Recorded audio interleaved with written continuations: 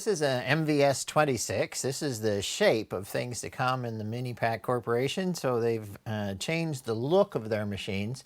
Instead of having a straight flat front, you now have a control panel that's actually inset into that. So it's a little bit easier to clean when you're making a mess out of the front of the machine.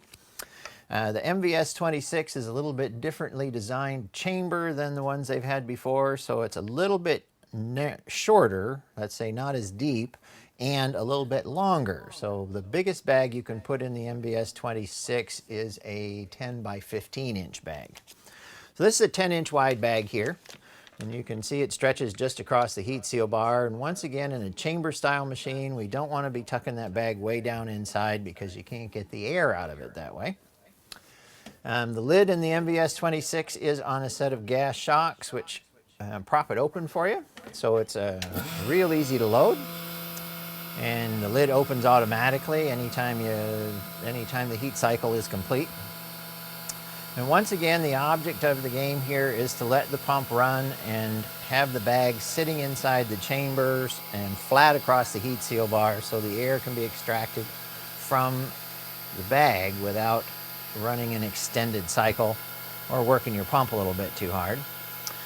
When we get up to 99.9% of the air, the heat cycle is going to come on, and that will jump the heat bar up against the top of the lid. The air gets let back into the chamber, and the MVS 26 does have a little bit slower DVAC on it, which actually lays the plastic down on your food a little bit slower.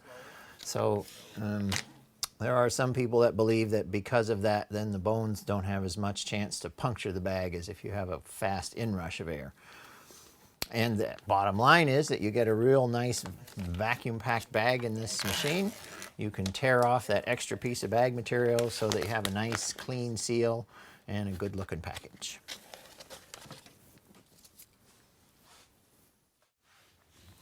So the controls on the MVS 26 are fewer words and more pictures. The first indicator over here is the amount of air that's coming out. The second indicator is the amount of air that's going into the chamber. You have a red stop button. You have the same settings button, and you have the same up and down arrows here. The seal button is here, and the DVAC button is over here. This is the DVAC indicator. So for instance, when you want to change the settings on P1, push S. The light on the amount of vacuum that you get is going to light up. And in this case, we're punching out 99.9% of the air. It is adjustable, so if you didn't want to drag quite so much air out of the bag, you can lower the amount down. For this particular setting, we're going to keep it at 99.9. When you push S again, you'll have the extended vacuum. And once again, I really don't use the extended vacuum unless you're doing something that, like a meat product that you want to make sure you get all of the air out of. For like a retort pouch or some other type of pouch that doesn't, I mean, just for freezing, I've never found that running much past 99.9% of the air really does you much good.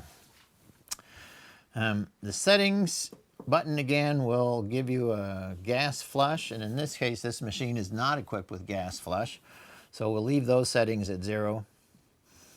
The heat seal is adjustable. Right now we're running 1.7. You can punch the buttons up or down, so you can run a little bit more setting on it or a little less setting on it, and then you're back to P1.